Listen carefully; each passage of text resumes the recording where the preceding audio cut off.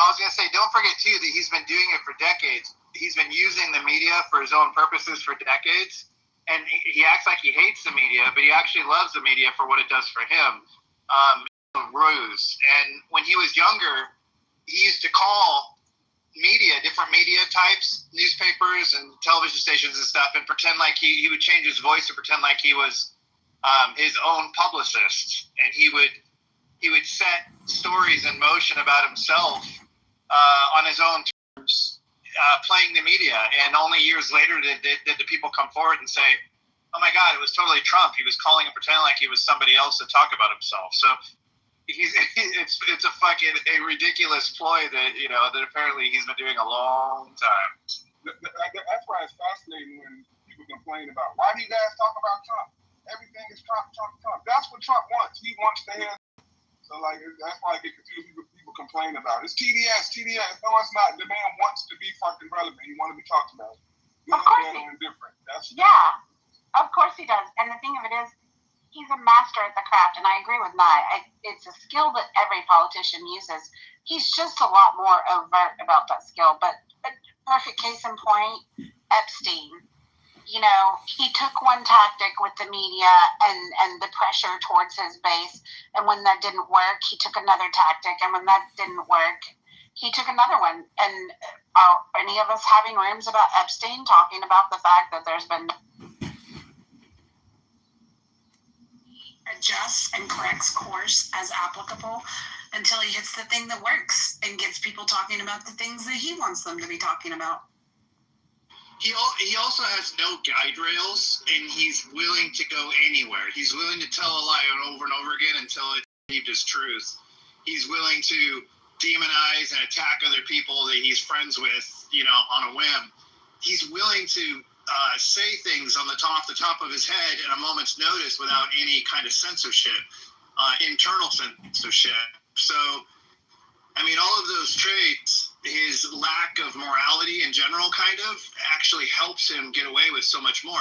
Things I'm sure that other presidents have thought in the Oval Office about man, I'd like that person's ass out of the room. And it goes to their head, but they censor it. They keep themselves under wrap. And Trump doesn't do that. He just says what's on the top of his mind openly, and without guidelines, without his own moral guidelines, dude, sky's the limit for what he can do to get what he wants, And the people are just stupid for letting him get away with it. Everything you describe is a horrible person. But somehow he's the president and is loved by a good portion of America. It's fucked up. It's true, Akima, but you know what? I started noticing years ago that I was the only one that gave a fuck about character in a president.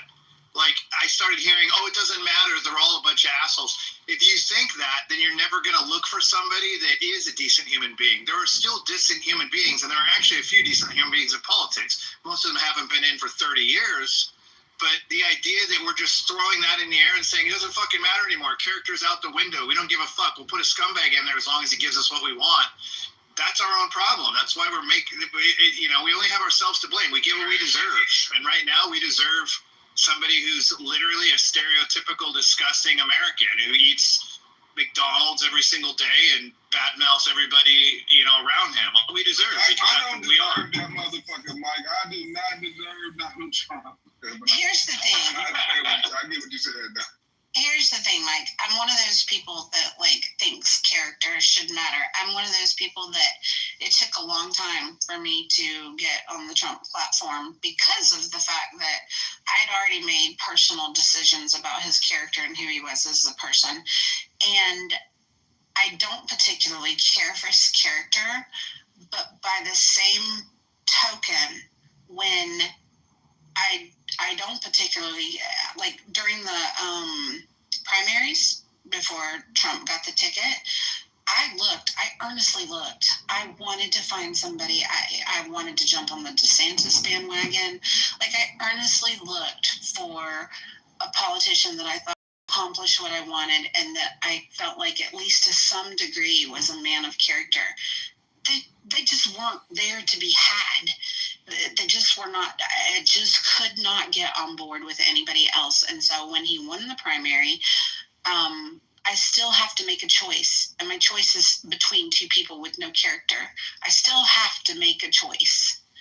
I want to vote, and if I want to feel like the things that are important to me are going to be represented. So Yeah. In that case, I have to throw my support behind somebody, you know? I mean, arguably, a lot of the Republicans who became never Trumpers in the beginning were the people who had some more of the character. They were deeply bothered by that in him. I mean, I think of most recent memory, you know, John McCain is probably somebody that had a lot of character, and he lost the presidency. So I think that the primaries kind of eliminates the need for character because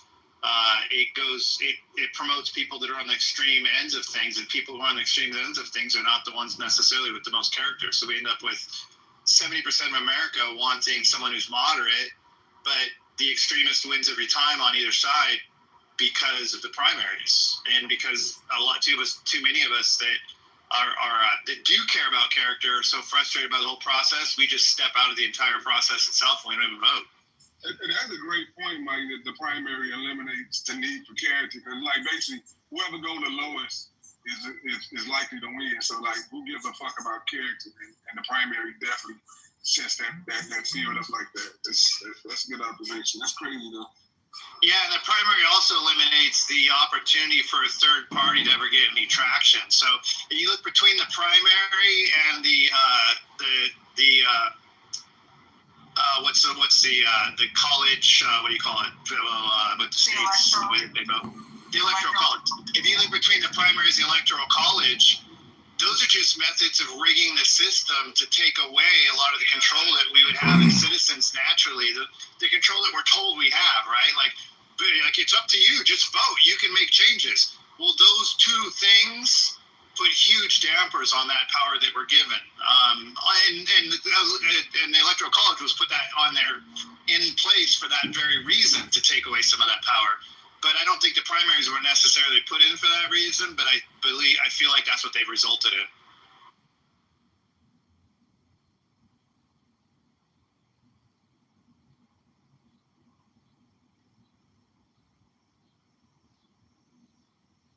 Necessarily put in.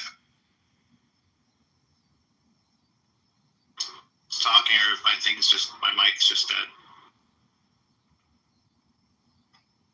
No, you're good. I think it just got quiet. Yeah, Senator B, I was a never Trumper for, I've never voted for him, but I wouldn't necessarily call myself a never Trumper now. It took me 8 years to come around, and really what I had to witness was the demise of the previous Republican Party. I mean, I agree that neo-con conservatism, the idea of spreading democracy around the world via, all means necessary, it didn't work. It wasn't, in retrospect, it wasn't a good idea, and it's something I did believe in the 90s. But I would like a Republican Party with the rest of its values, minus that, a lesson learned. And that doesn't exist. We had to go all out and just throw all of our values out the window, from fiscal responsibility to, everything else, and just disrupt the entire system in order to show that, how bad the Democrats are. And in doing that, we got a guy that is a disruptor who made the entire process about himself. And thankfully he'll be heading out. I think he was in some ways necessary for our country to put into question a lot of the status quo that we were getting too comfortable with. I love his focus on fighting, men and women's sports, things like that. That's the kind of shit that was getting way too out of control. And I'm glad that there's somebody there for that. Immigration, I'm glad there's talks a lot more about it, and at least says he wants to do something about it, points a finger at it. There's a lot of things he's done that, that I think were needed. I would have liked them done by a different human being, but, it is what we got, and he's doing something that I don't necessarily completely disagree with all aspects of. Right.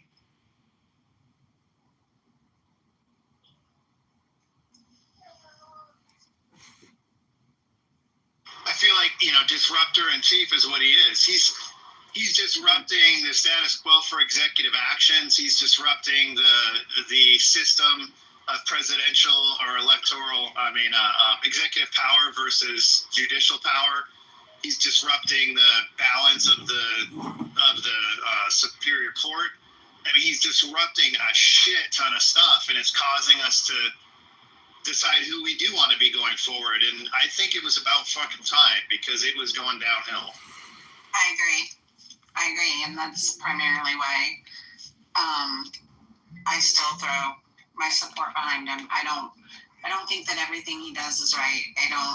He is not like, I don't idolize him, but I feel like I was given a choice, and I made the best choice between the two candidates that I had. And so at this point, he is our president, and I also feel like it, lump it, or rump it, or dump it. If he's the president, we have to kind of, we just have to support our leadership. I mean, he's in that role right now, so we have to get behind it and support it. I mean, realistically, I'm not a liberal in that I don't want to blow up the entire country and start from scratch like a lot of them wish they could. So because I don't want that, I have to ultimately wish for the best of the country, and I have to support whoever's in charge and hope that they're going to be successful, not make us weaker than we already are, And I don't know if he's that guy or not, but when he's in the position, I have to shut my mouth. It's kind of like when I was in the Marine Corps, people used to say, I support. During the Iraqi war, they would say, I support the troops, but I don't support the war. And I would say, well, the troops are under fire right now in war. And you saying you don't support the war, and even worse yet, speaking out against the war, like obnoxiously so in public, is only weakening their ability to hopefully win the war. And whether or not you believe in the war, I don't think you want them to lose the war. And if you do, then that's unpatriotic. And so I would tell people, like, they'd say, I support the troops, I support the war. And I'd say, well, how do you do that? You're using your mouth to talk shit about their job they're doing right now. You're not sending them care packages. You're not sending them money. Like, what the fuck do you mean you support the troops? Is that just like you just think you do because you say it, and saying it makes it real when you have absolutely no action behind it? The least you can do is shut your fucking mouth when they're under fire and say, well, you know what? Whether or not I agree with the war itself, I hope that they win. And that's what they needed. That's what they wanted. And they don't fucking need people talking shit about their jobs. I mean, firefighters. I support firefighters, but I don't support fighting fires. What the fuck? I mean, when they're in the building fighting the fire, shut your fucking mouth till they get back out of the danger zone. Right. Well said. Yeah, I disagree with that. I think as an American, you got an obligation to speak up against a war you don't agree with, and you can support the soldiers in a sense where you don't want them to die. You hope the war ends soon, and you hope they get home safely. That's the way you support them, but you don't have to support a war. I mean, that's crazy. I don't gotta support a that's war. So what method do you use?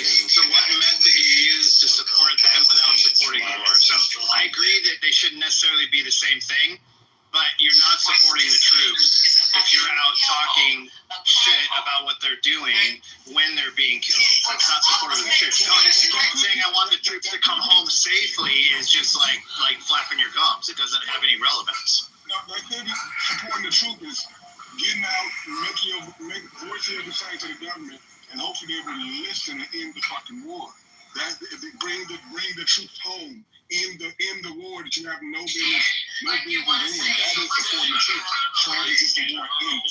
As one of the troops, I can tell you that didn't feel like any kind of support. But I mean, they're over there doing it. They're breaking down doors.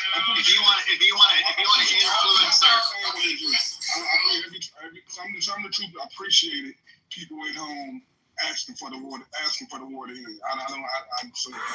you want to act to influence their commander-in-chief, who's giving the directive for them to be under fire in ways that actually are tangible, i.e. running for, a position of, power in your local government, whatever it takes to influence the decision makers, you could argue that's supportive in an indirect manner.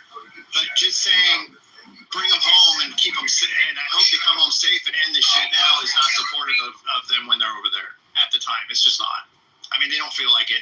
So if they don't feel like it, who are you to say that it is? I think they gripe to be with the government or something over there on the bullshit war. I think that's the number one issue should be with. They're doing their job nonetheless.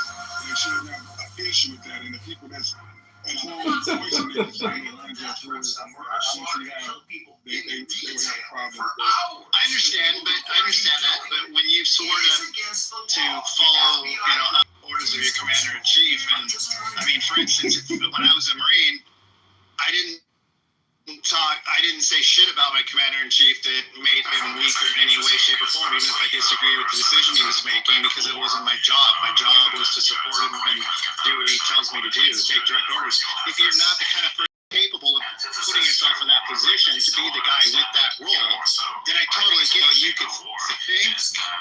I mean, I don't see how somebody could think that they can speak for the people that have actually put their bodies in harm's way in an effort to win something that wasn't their choice to go into in the first place.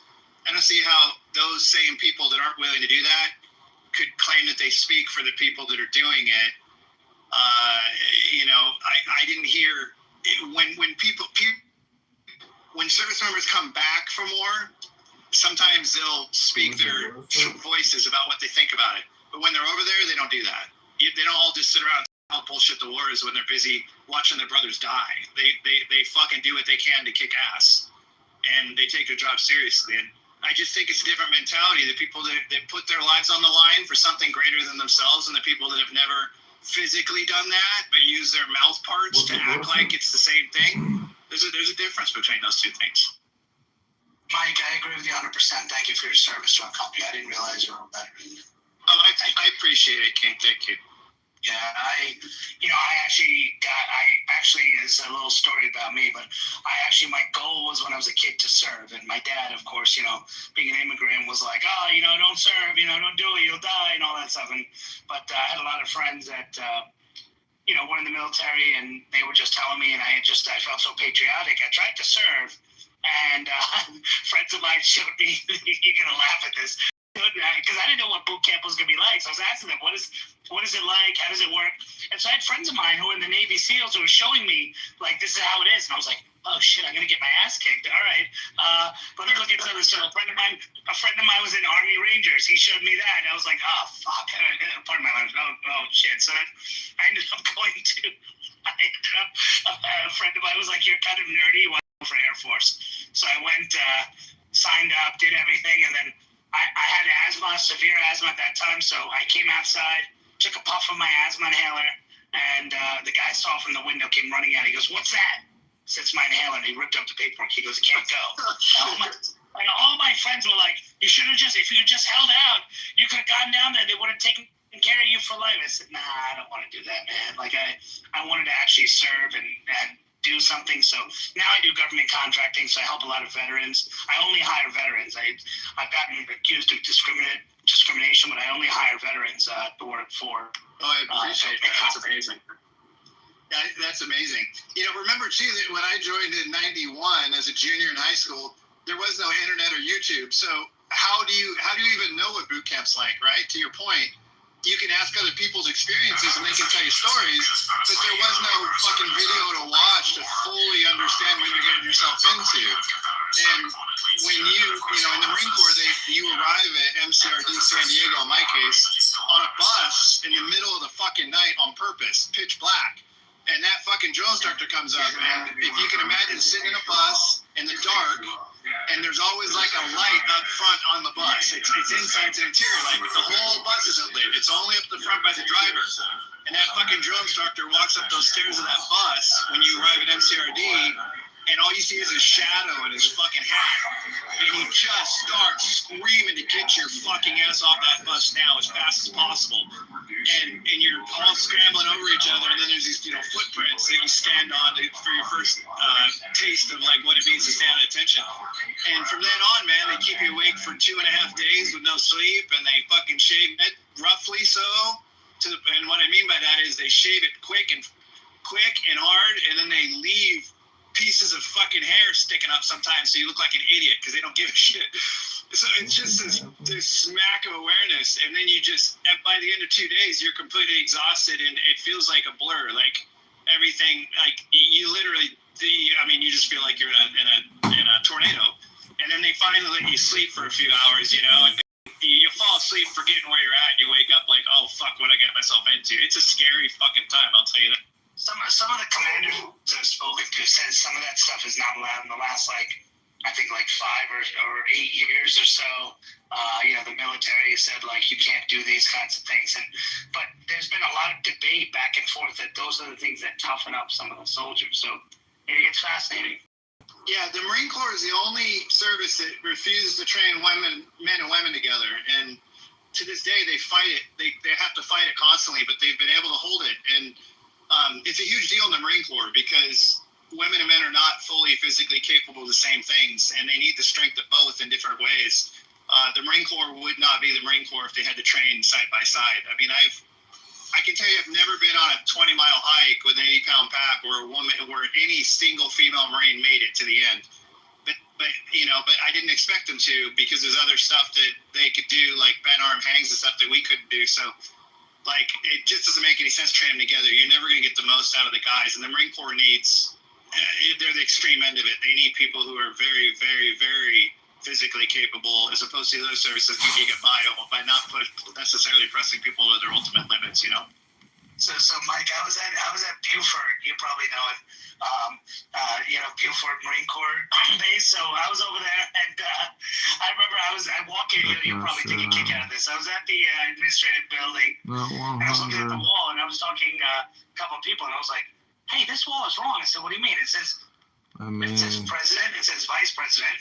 Right? Then it talks about Secretary of Defense, and then it mentions the Secretary of the Navy. I said, it says the Secretary of the Marine Corps. I said, where's the Secretary of the Navy? And then they all look at me, shake their head, and walk away. And I said, you guys are under the Navy, aren't you? They're like, dude, you want to keep your contract here? I'm like, why? Don't say that. I'm like, but it is under the Navy. I'm like, the contracts are written through the Navy. He goes, that may be so, but don't talk about it here. Treat us like we're a separate branch. I said, but you're not. They go, dude, you want to keep your contract? I'm like, okay, you guys separate branch. They're like, we got all three in ours. We got an Air Force, we got our own ships, and we got our own, troops. So we are a separate branch. And I said, okay, yep, you're a separate branch. So every time I go to that base, I look at the wall, I never say a word. I just go, okay, it's missing Secretary of the Navy, but that's all right. And I think that's by design. They hate the Navy. Not that they hate the Navy, they just don't want to be under the Navy. No, they don't want to be under the Navy, but they actually have a very good relationship with the Navy because when we go to war, we do ride on ships, Remember that in Grenada or whatever it was in the 90s, we had a thing that where he had the U.S. Army handle it, but he took them in on ships. And I heard horrible stories about the relationship between soldiers and sailors. Sailors hated soldiers on their ships. They didn't even want them on there because that was really the role of the Marine Corps. So when it comes to actually serving together, the Navy provides the corpsmen for the Marine Corps. The Navy provides the Seabees for the Marine Corps, who do all the construction and building of, bridges and structures and things like that. So they actually work very, very nicely side by side, but Marines don't want to be identified as a Department of the Navy, mainly because the Navy's just kind of cheesy. Even their white hats are embarrassing sometimes, or pop hats. Not a fan. I don't get why they made Space Force a separate command, because Space Force was technically under the Air Force. They broke it out. Why can't they break out the Marine Corps? It's got to be politics. I don't know. The Marine Corps existed before the Navy. The Marine Corps was the first service ever in 1775. The Navy actually came from the Marines, so if anything, it should be the other way around, maybe. I think it's probably the sizes of the services. The Marine Corps is very small. The Marine Corps is insanely efficient with their budget. We get all the hand-me-down bullshit, leftover stuff from the other services. The Air Force is by far the least bang for your buck. They're the most expensive to operate on a case-by-case basis, on the individuals, the airmen. The Marine Corps is the opposite. You get a shit ton of value out of the Marine Corps. So it's in the Navy. Do you think you could kick a Navy SEAL's ass, Mike? No. So I was a combat photojournalist in the Marine Corps, which meant I was I was Joker in Full Metal Jacket, basically, but outside of combat, I was a news reporter. And I could do my own stories, subject matter, so I could just choose to go align with a unit and do what I wanted to do. I was I didn't have much direction in my role. And I did a story one time in San Diego about the Navy SEAL training. I went over to Coronado, and I didn't train with them. I trained with them after Hell Week. I trained with the actual, real SEALs after they graduated, but I saw the Hell Week people doing what they were doing. And no, I think Navy SEALs are harder than the Marines, but they're also a special force. And if you take the Marine Corps and you look at what they are 2/3 of special forces, but you got a whole group, got hundreds of thousands of people doing that. So they're not quite as elite as the Navy SEALs. But they share a lot of the same things. Like, you can't be in the Marine Corps if you can't swim really well. Most of the people who got kicked out of boot camp were because they couldn't swim hard enough. In some cases, I was water survival qualified in the Marine Corps by choice, because I wanted to be a lifeguard as a part-time job on base, and I had to get water survival qualified, which means that I had to swim for 24 hours in my camis with a backpack and a rifle and my boots. Without, in the deep end of the pool for 24 hours. And at that point, you're doing what's about the same as what the Navy SEALs go through. But they do two things that scare me a lot. One of them is they have one of those deep dive tanks where they have to hold their breath and go super fucking deep. And that scares the shit out of me, because I saw guys passing out and being brought up by divers and resuscitated. And that scared the shit out of me. I wouldn't want to do that. And then the other thing they do is they do dolphin swimming, where they tie their feet and arms behind their back, and then they have to sink to the bottom of the pool and make their way to the top for a breath, and sink down again and make their way to the top for a breath again, and sit there and do that for like an hour straight. And that looked really. God bless you, Mike. Oh, doing that kind of stuff. Well, the Marine Corps didn't put me to that extreme, right? So for that kind of stuff. I mean, they did put me extreme for water survival qualified training.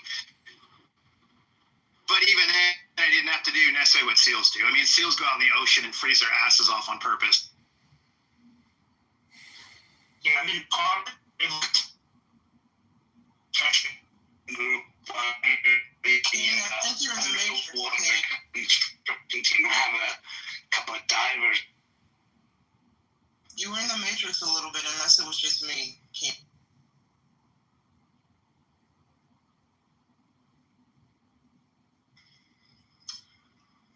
Can you hear me now? Barely.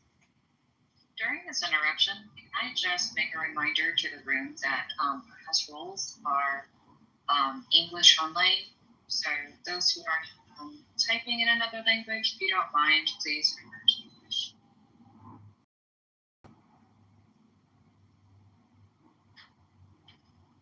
Yeah, I don't know if you guys can hear me, but I have a contracted with Naval Construction Group, and they have these UCT, which is the underwater construction team, and man, these guys are like divers. They go all the way under. They like actually build and repair fixed structures under. And I was watching them go because they let me watch it, and like they put on this like Darth Vader hat so they can breathe, and then they go under, and they have this special machine that brings the tools down. So I was like, oh my God, I was like, this is like incredible. I would never do it, but this is incredible.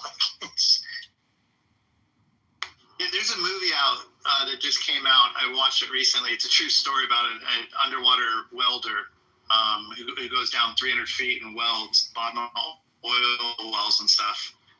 And it's a true story about a guy that he died down there and was brought back to life, and nobody knows how he lived, basically. But I can't remember who was in that.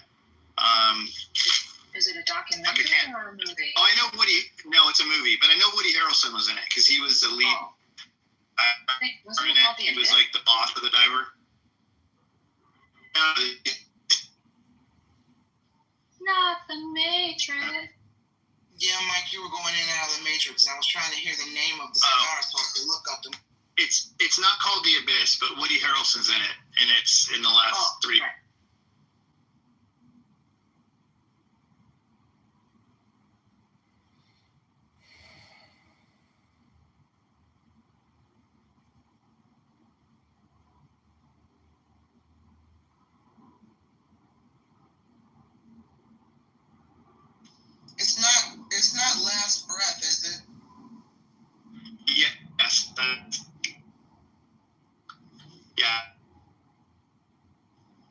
looked it up. Okay.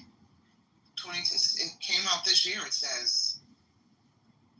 Follows a group of deep sea divers racing against time to rescue a stranded teammate after a catastrophic accident. All right.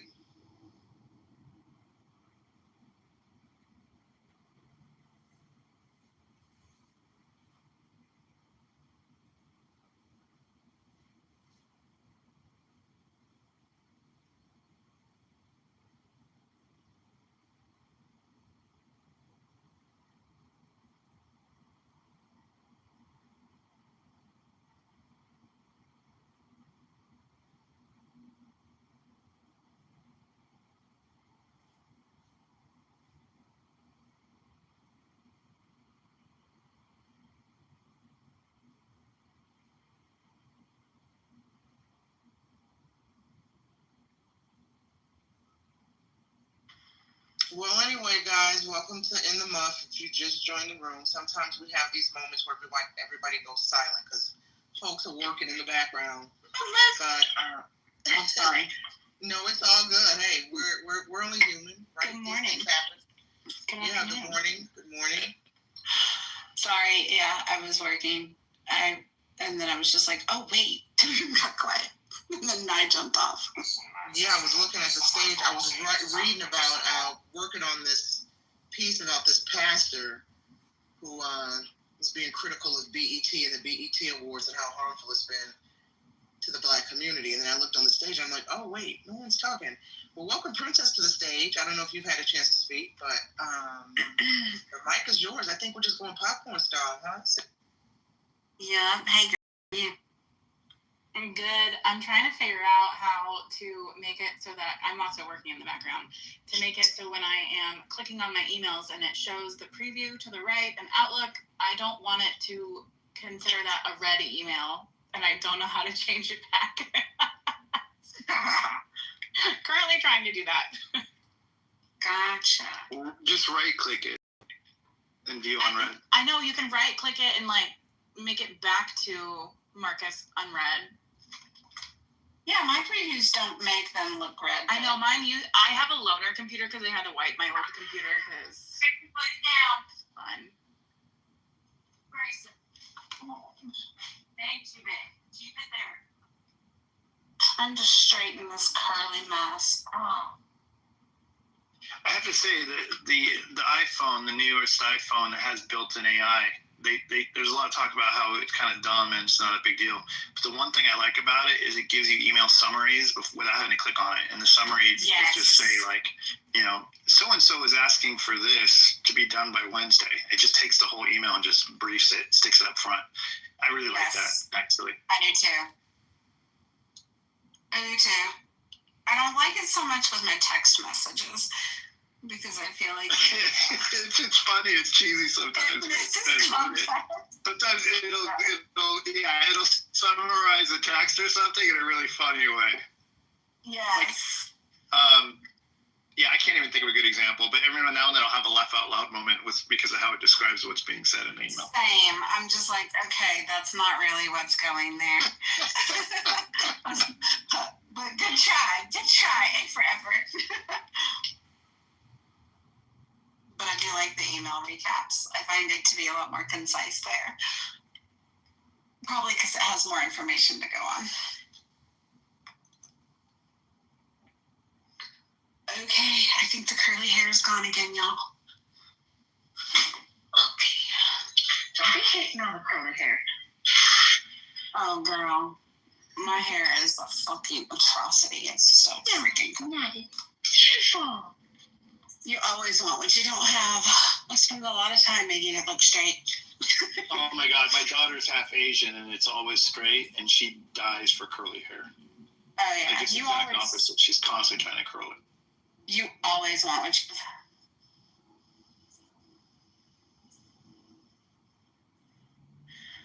Yeah, it was born straight when up until I was like 13 or so, and then I don't know what happened. Like, it just went crazy, and mine's really, really thick, so it's very unruly when it's curly. it's just going to stick out everywhere. I swear mine has changed postpartum. A lot of people say that. Mine never did. I wish the curl would have gone away. So I have like one full sibling, and he has like super curly hair, and it's interesting because like I've seen all these TikToks and stuff. They're like, if your hair like air dries, you probably have curls. You're just not styling it right. So I think that like I have like one of the like entry level like wavy curly hairs types, but I've just been styling it straight forever. That's my daughter. Hers isn't super curly like mine, but it's definitely got some natural wave.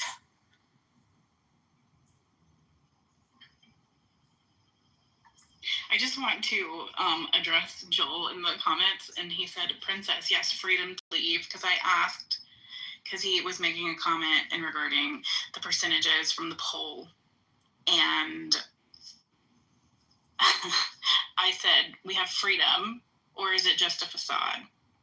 Because he was saying that 22% of people are idiots. I'm assuming the people that voted blue in our poll.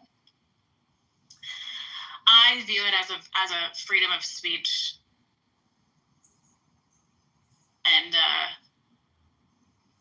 my husband and my family member served to protect that freedom of speech. So I definitely that's where my poll vote came from. Yeah, I'm surprised. I'm really surprised that Protect the Stars and Stripes is leading. I feel like most veterans would not choose that. They would choose the blue. But I don't know. I mean, I agree. I chose the Protect the Stars and Stripes simply because, to John's point earlier, if people can be fined and or jailed for burning the LGBT flag, why aren't we protecting the American flag too? I think that's my whole position with that. Is that on a federal level? I don't know. I don't know about the like burning of the LGBT flag, which I would consider myself an ally. Yeah, I don't know if that's true. I mean, if it is, you're agreed. That's bullshit. Yeah. I mean, it doesn't make me still think that you can't burn the American flag, but it makes me definitely think that the gay flag should not be protected more than the American flag. You should be able to burn anything that you bought. If it's on your property, you're doing it safely. I don't care what it is. I agree. Burn it. I agree. Now, if it's somebody else's flag, now you got a fucking problem. If it's your flag, Right, because you're destroying someone's property. Right, like if it's your property. I think too, like I get really amused by this conversation about burning the flag because in our U.S. flag code, it doesn't technically allow for the flag to be on like used as like clothing items. So like all of these people, which I have a ton of patriotic clothing, and so does my husband, and so does my baby, which technically per U.S. flag code, it's not technically allowed. Correct. So if we want to get like in the nitty gritty of protecting our flag, people that are being very patriotic are technically not falling within the U.S. flag code. Even the police do use the blue stripe. Correct. They're not falling. Let's not get too technical. It really kind of freaks me out. It always has to watch them manhandle a flag like at the Olympics or after like a track meet where they hand them a full flag, and they wrap themselves in it. It's always given me the heebie-jeebies because it's not just clothing with like stars and stripes on it. It's the real flag, and they wrap it around their body. And I know it's not supposed to touch the ground. And it's like, I mean, I used to be part of details in the Marine Corps where I had to deploy the flag up a pole in the morning and bring it down at sunset. And the way we handled it was so incredibly respectful. To just see some guy grab it and wrap it around his body and walk down the track with it just kind of really freaks me out. It just doesn't look right. That's really interesting. I've never like thought about it from that perspective, but I think that is a really good point to make. I never thought twice about it. I just thought they were being patriotic. That's a huge debate in the photography community too. The wrapping the flag around. Oh yeah. I mean, yeah, when it's a real flag, you know what I mean? Like if they had it on their clothing or something, it doesn't bother me. But just the real flag doing that to it makes I like it. Yeah, I want to wait to purchase flights. I know these men have left. So Wow. signatures, so may flit on the flight. They're not here anymore, man. Every tune for those. Dang it.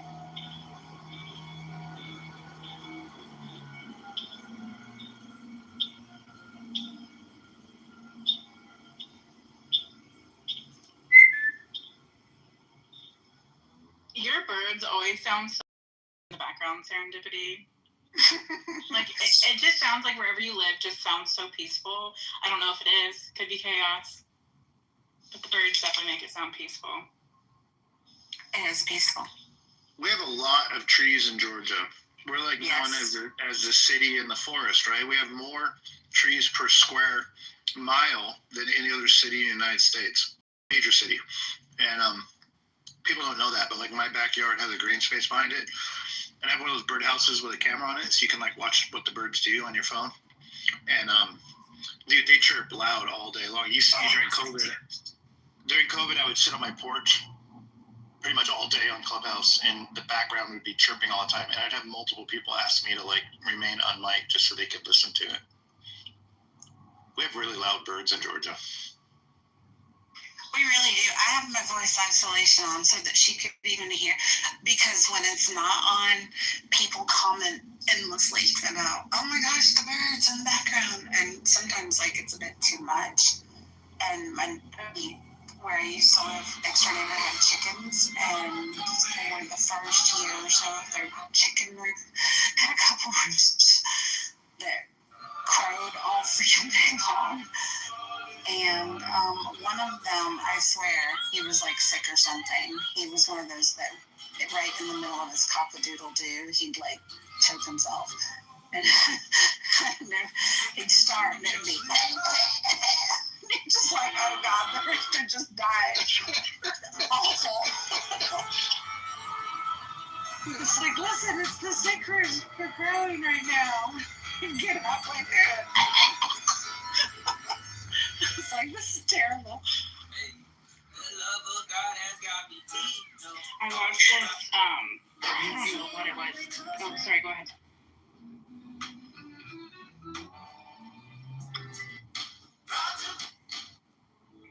Don't want to stop. I told him to go ahead while he was talking. Serendipity, have you downloaded Merlin Bird ID for your iPhone? I haven't. It's from a university that it's a university project, so it's free download for public. It's called Merlin Bird ID, and you just hit record and you hold your phone in the air and while the birds are talking, and it shows you which bird is which, and it even like highlights them when they make a noise, so you can see it like bouncing between the different types of birds, and then it collects birds. Oh, I love that. It's really cool. Like while you're sitting there, you should download it and just play it, and it saves them. So I have like I have an owl in my yard. The ones that go, whoo, whoo, whoo, whoo, those guys. I can't remember what they're called, but they go, whoo, whoo, whoo, whoo. And they do it. He does it constantly, but he does it. So I did it, and I can't remember what kind of owl he is, but it caught it on there, and then it records it, so you can listen to it later as well. But I'm downloading it right now. We have tons of cardinals. Like I see all of ours. We've got oodles and caboodles of cardinals, and they're so aggressive. Now, you know what's cool? So when I used to watch my birdhouse a lot, I started noticing that birds remind me of jets, different kinds of jets. So like woodpeckers are the most aggressive, right? They're the biggest assholes. They'll kick anybody out. I think I'm breaking up. I don't know if I'm breaking up. No, you're not. You're not. Okay. So I would watch birds and like the F-35 is definitely like the woodpeckers because they can take anything out. And then like cardinals remind me of EA-6B prowlers, which are those radar jamming airplanes that used to have the big like fuel thing sticking out the front, like phallic like almost. They remind me of those. and I'd watch how they interact with each other. And there's a total hierarchy of breeds, right? Like blue jays are really aggressive as well, but Yes, they are. a blue jay can kick a cardinal out, but a woodpecker will kick everybody out. I did not know that the woodpeckers were aggressive to other birds. The big ones, yeah, the big ones. Yeah. I mean, if they're tiny woodpeckers, no, but the big woodpeckers are brutal. If you want to know, do you have like a bird feeder? No, not right now. Okay, so if you had a bird feeder, if you put mullet, the stuff that's like it's square, and it's like got fat, it's a bunch of seeds and fat. If you hang that next to a bird feeder, the woodpeckers love that shit because they'll stand on it and peck their beaks right through it. And every time they arrive there, everybody splits, and they're super aggressive. They start pounding through that stuff. Like there's a big woodpecker in Georgia that it's red and it has black and white stripes on it. I can't remember the name of it, but that thing is fucking he's an asshole. And we have whippoorwills too. We have quite a few whippoorwills. I don't know what those are.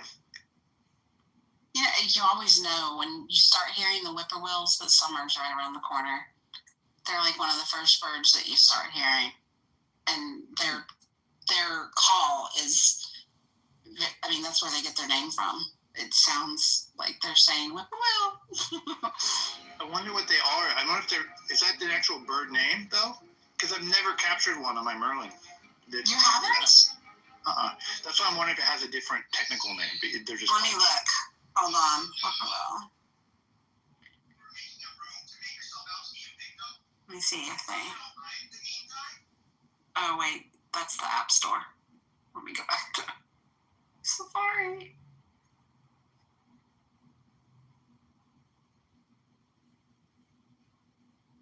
Well, while she's getting that, I just want to say I have a fabulous bird feeder, but listening to this conversation, I think I might upgrade. I've been thinking about for the past year getting one with the camera built in.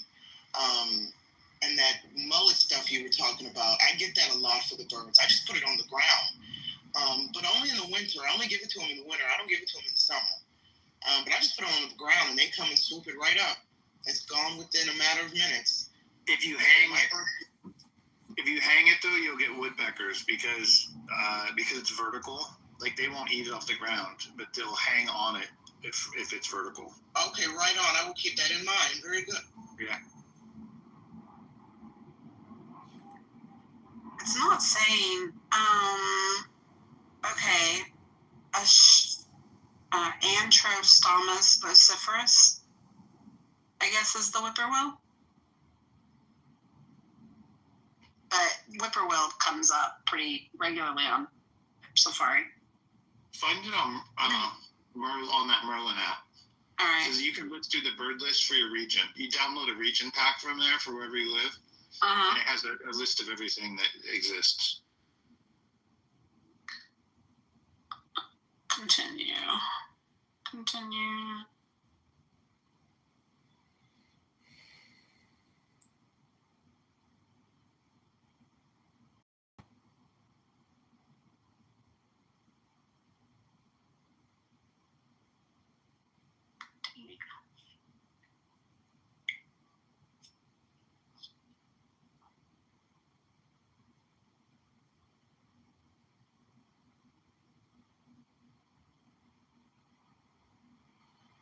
My favorite birds in Georgia, my feeder, are Carolina wrens.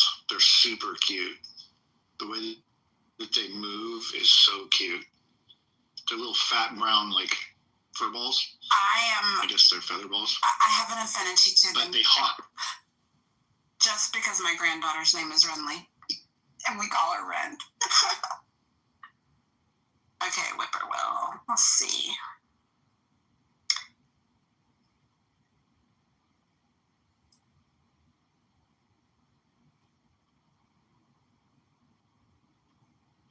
Mike, I was just creeping on your photography. I really like your style. It feels like, okay, as a typical military spouse, I did photography as a hobby for a little bit, but I like your editing style. It feels to me like a very crisp, moody. Like it's very moody, but your images are so crisp.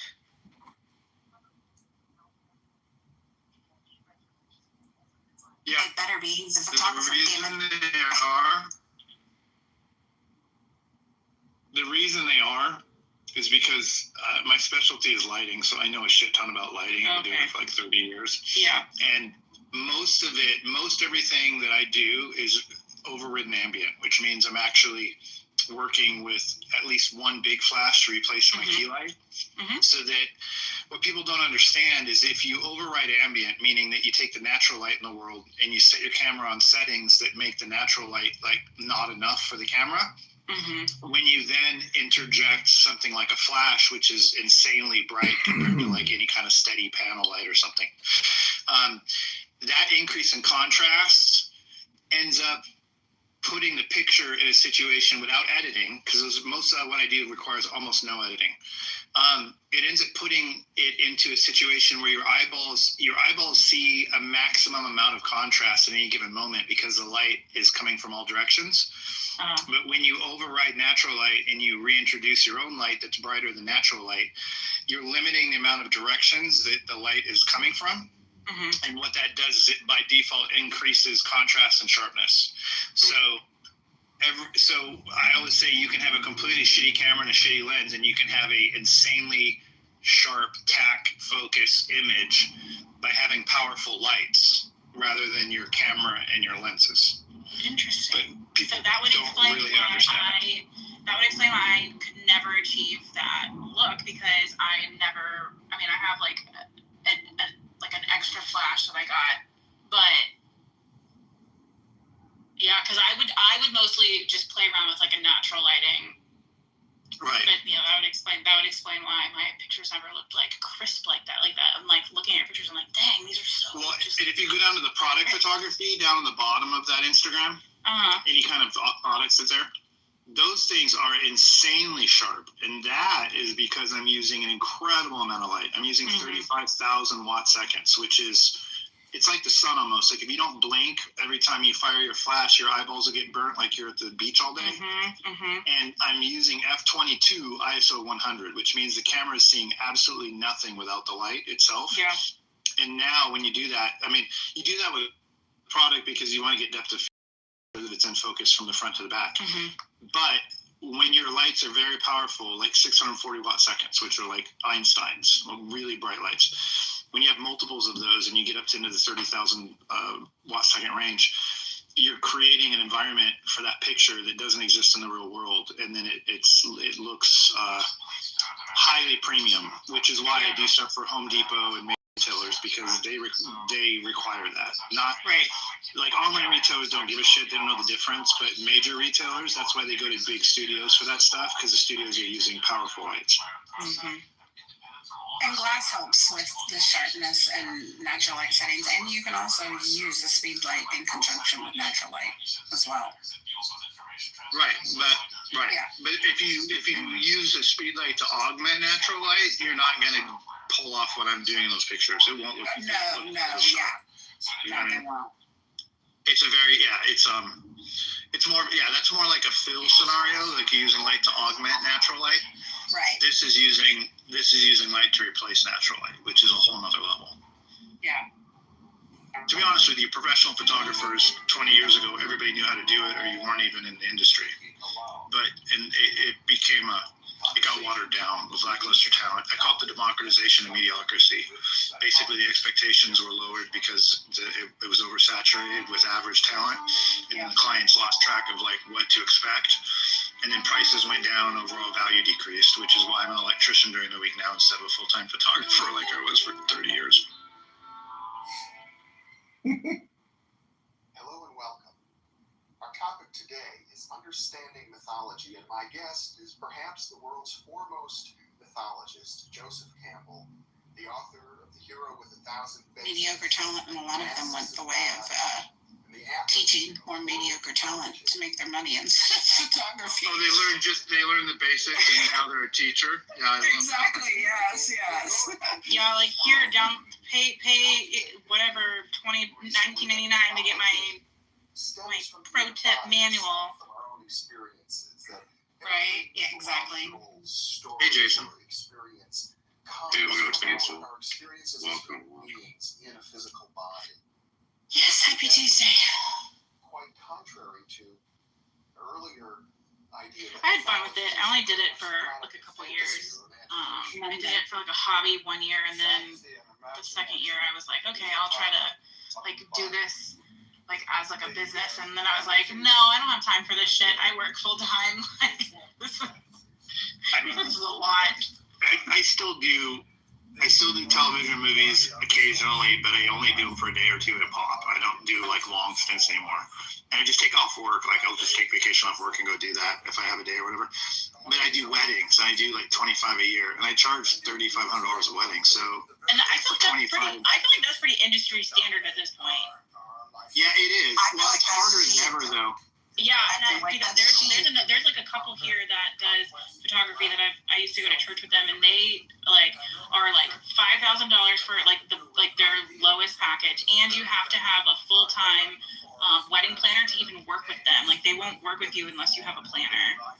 Like some of these like crazy. What's interesting about that is if you were to look at my raw files, they look almost identical to the finished work because I shoot everything in real time, like the way it is. So I have very little post-production. So what people don't realize is I charge $3,500 for a wedding, but I only have 10 hours total in it. So I'm making $350 an hour. Okay. Yeah, because I always because I would get so in the weeds like after I was like this so much time. Right. So remember that post-production for a photographer is losing money because you're not a digital artist, you're a photographer. And digital artists are worth $60 to $80 an hour. Photographers are worth $300 an hour all day long. But that's photographers who know what they're doing, and they do it in camera. In some cases, commercial-wise, they tether it to capture one so they can edit on the fly so that they don't have work after the fact. In the case of weddings, you have to use a flash full time to do that, overriding ambient most of the time, which is what I do. But either way, if you earn $3,000 for a wedding and then you go home and you work on it and it's 10 hours long, that's $300 an hour. And you go home and you had 20 hours of post-production, you just lost money the entire time you were doing it. And you lost the available time that you would have, the 20 hours of free time. So you're wasting your free time, you're losing money the entire time. And so the goal is I can charge $3,500, which is more than enough for me because I have very limited amounts of post required. So it's a $60,000, $70,000 part-time job for 25 days of work, essentially. Which is, sometimes I edit my wedding when I get home from the wedding. I literally edit it and I'm done the next morning.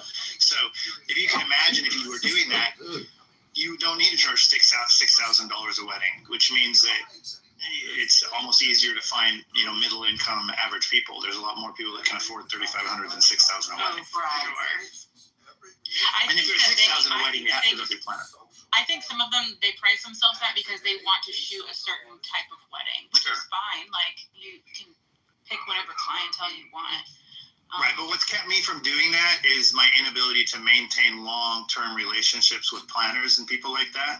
I just don't play the social game well enough to constantly be schmoozing, going to conferences with people and showing up and saying hi to them and sending out emails all the time to remind them that I exist. I don't do that because I don't follow up all the time and build actual personal relationships with these planners.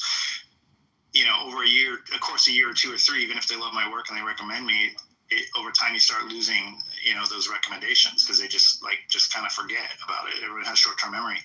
So the only way you can charge $10,000 a wedding, it's not that their work is any more premium to my work. It's that their promotional workflow requires them to build and maintain steady relationships with high-end planners who have high-end clients. And that is just something I've never enjoyed doing. I've never reached outside of that price point. I've done quantity over quality and quantity. Like they say, good, fast, cheap, pick two. No, I'm all three. I literally am. And that's what people don't understand. But that's just because I have 50,000 hours into it. I was a combat photojournalist in the Marine Corps. And then I worked as a news photojournalist. And then I owned a photo studio that did work for Home Depot and Lowe's and Walmart and all those people. And then I got into television and movies. So I've just always prioritized light and I'm a technical shooter. I didn't do it for the art. I've never ever, I think that's the difference between me and 99% of photographers. I didn't start doing it because I wanted to. Because I did it. I started it because of the art. Like I Exactly. the art of taking photos and Exactly. and having the eye for different shots. Exactly. For me, I struggled on the technical side of figuring out camera settings, figuring out lighting, figuring out post-production, all of that. Like that was just like, ugh. I was like, no, I'm the artist. Not right. and that's a weak, and believe it or not, that's a weakness, because the reality is you're producing a product that needs to remain highly consistent, that needs to be, represented on your website, what the client's going to get when they pay the money. When I go to a wedding, for instance, I'm ADHD, so it helps a lot, because in my brain, I can stand in a room and I got like 50 things I can do, and I call them widgets. So like, I know that if I move a chair under a window and I put black shoes on there, I'm going to get the toe of the shoe is going to get a cap light from the window above. If I frame it a certain way with my 50 millimeter, I call it like the shoe under the window shot that's always down to the 50. And so I have thousands of those now. So I walk in a room and it's almost like I have like an overlay on my eyes, where everything jumps out at me for opportunities, and I go, okay, I'm going to do these 3 today or these 4 today, and it's all repeating what I've done. I mean, every time I shoot a wedding, I try to do one thing I've never done before. If I've been to the venue 100 times, I'll find a new shot at that venue that I've never done before each time. But that's more for the venue, because, and I'll always do the key shot. So imagine you're at a wedding venue and there's like a barn there, and everybody's going to do the bride and groom in front of the barn. Great. I'll do that because that's the one that everybody does. But I'll go do one from a completely different angle, maybe go to the woods behind it, shoot with the trees, framing it a certain way that nobody's ever done. That one's for the venue. And I always do that. I always do the basic one that's a no-brainer that everybody does, and then I do one that nobody's ever done before. In a place like K House, I'm going on Saturday, I've shot that venue like 60 times. And every time I deliver a wedding from there, there's something brand new they've never seen before. So it's like, that's what I do. So I maintain good relationships with venues. That's where I get most of my work. I just don't chase planners. And planners is what you need for high-end. Yeah, for sure. And see, I got into it for a completely different reason.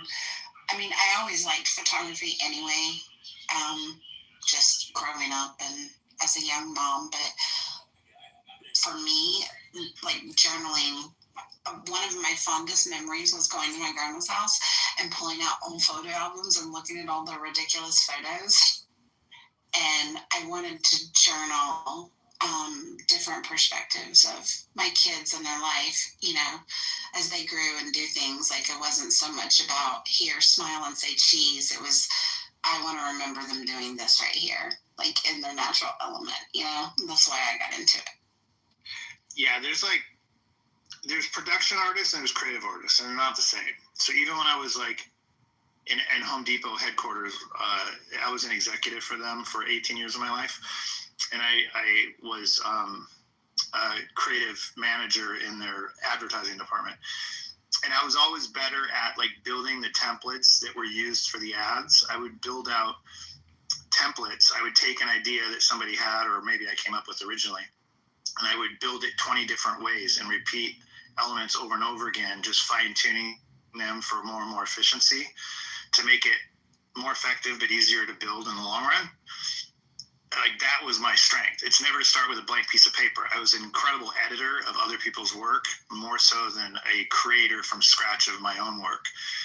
Whereas that's where weddings, with all my experience, that's where like the monotony becomes a strength for me. Whereas the monotony for other people becomes, they start second guessing their creativity because they start doing the same things over and over again. And that's like how I started to get that way when I had like my year of like, okay, I'm going to try to see if like, okay, let me go through the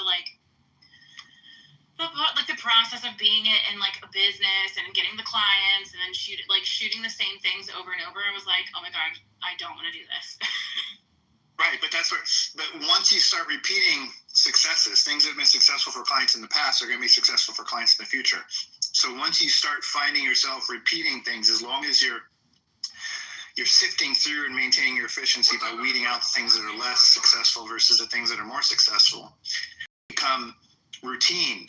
And so I knew that like every time I was doing a portrait outside, I was going to use a 70 millimeter or above for a full length portrait because I wanted to decrease my depth of field, but I would use a 50 millimeter below for a half-length portrait because I wanted depth of field, and I made it a rule that I never broke from. So and then I started memorizing settings so I could shoot a whole wedding in 3 settings. If it was outdoors, I would do aperture priority 2.8 off camera flash, 8 feet back, 8 feet to the right on half power for a cloudy day, full power for a sunny day. And then when I go inside, I need to be more conservative on my shutter speed because I might have reduced shutter speeds and I'll get blur. So then I would do shutter priority 1/125th of a second, 1600 ISO, and my cameras would be on quarter power, my flashes. So I had like 3 settings, and I shot for like 10 years. I shot weddings on 3 settings the entire time. And then I started getting more creative, and my work back then looked less dramatic because I was basically averaging out light on a regular basis by using shutter and aperture priority. But as I got more advanced, I started shooting manual full time and then really controlling it. But I just built habits and memorize settings for 10 years that are defaults, they're fallbacks. So like if you don't know that aperture priority 2.8 at 400 ISO for a cloudy day is a default setting, then a wedding's scary because sometimes you're in a pinch and you're in a hurry and you're moving from one position to another and light drastically changes. And you should be able to drop it in without thinking about it. Like you need to convert your understanding to muscle memory so your hand does the setting without your brain thinking about it. Then after you have some time, once you've like gotten what you need in that split second, you can then take the time to pause and start thinking about where you're at and start readjusting. But you have to have fallback settings that your hands can do without your brain being involved, or the job will never get easy. And once you get to the point where I am, where it's all second nature, I don't think about a fucking thing. I'm thinking about the next project I'm going to do at home, building something the entire time shooting the wedding. And that's where I'm at now after all these years. I've done over 1,000 weddings. So at this point, it's autopilot. So if you look at like I'm charging $3,500 a wedding, I'm putting 10 hours into it, and it's not much work anymore. Like what kind of fucking part-time job can give you that, you know? For sure. Yeah, and it's funny because like I think about there was this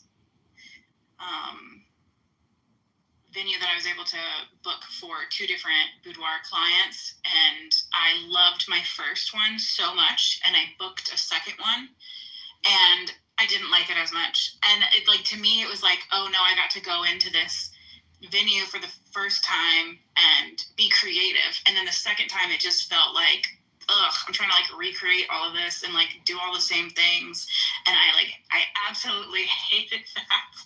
Oh, dude, we're such different people. You're like, oh yeah, I know exactly what to do, and now I'm like, well, this is boring already on the second try. Exactly. Like I know my first 3 or 4 times at a venue, I'm never gonna be happy with the work. I'm only gonna happy 5. I start getting happy after 3 or 4 or 5 visits. That's when I still really figure out what I haven't thought about before. Like that's when I really have the time to really deep dive into being creative. I can't be creative the first time. There's too many options. There's too many things to look at when you're first there. But after you've been there 3 times, you can eliminate, basically your efficiency increases. I'm obsessed with efficiency. That's what ADHD people usually are obsessed with, efficiency, because basically what ADHD mind does is it pays attention to a tremendous amount of details, and it compares and contrasts details in order to weed out things that are typically going to be repeated. So you start identifying opportunities for efficiency where 1 + 1 = 3 instead of in a lot of options, metaphorically speaking. That's what ADHD mind does. It basically, it's a higher it's like a computer running at a higher megahertz. So it's analyzing and calculating much more data than a typical mind does. It's paying overly too much attention to everything at once. But that's a strength, because as long as you can tame it, you're basically running at higher operating speed, which means you can run circles around most regular people. Albeit the regular people don't want to be trying to outdo it. Yeah, I know. But that's why photography, weddings are so good for ADHD minds, right? Like there's so much going on. Like you're a DP like a movie. You're controlling lighting, but you're also managing a crowd. You're also creating a product that needs a consistent workflow of predetermined things, right? I need a full length and a half length portrait, vertical and horizontal, of the bride. I need the same for the groom. I need a table setting shot and a table wide shot and a room shot. So like there's a list of things I need to get. But I'm also managing the crowd and the people, and I'm trying to maintain, build this artificial friendship with the family and the bride herself, and it's just a lot of things going on, and that's where like I thrive. One time I took Adderall before I went, thinking that it would help me somehow. I don't know why, and it was the fucking worst decision I ever made. It's like my brain like slowed down, and I could only think of one thing at a time, and the wedding was excruciating. So like I realized that I have to push it. I have to harness the ADHD when it suits me. You know what I mean? Yeah, that's funny. You said you were in the Marine Corps? Yeah, I was. Yeah. How long did you serve, and where did you go? I served 8 years. I was from Seattle, so I went to San Diego for boot camp. Okay, yeah, Miramar. Is it Miramar, or is it Camp? Miramar is what's there now. I was stationed at El Toro. I was part of the base realignment closure group that shut down El Toro, which is in Santa Ana, and moved to Miramar. Yeah, so I was part of BRAC for El Toro. Yeah. But I was in El Toro. I was in Darwin, Australia. I was in Iwakuni, Japan. I was in Indianapolis, Indiana, and Southern California. Very cool. And you did photography in the Marines? Yeah, I was a combat photojournalist, so my job was actually Jokers from Full Metal Jacket. But I served the same job. But I served 92 to 2000, which was I came in 12 months after the Gulf War, and I got out 12 months before 9/11. So I basically was trained in print journalism, public relations, broadcast journalism, radio and television for overseas.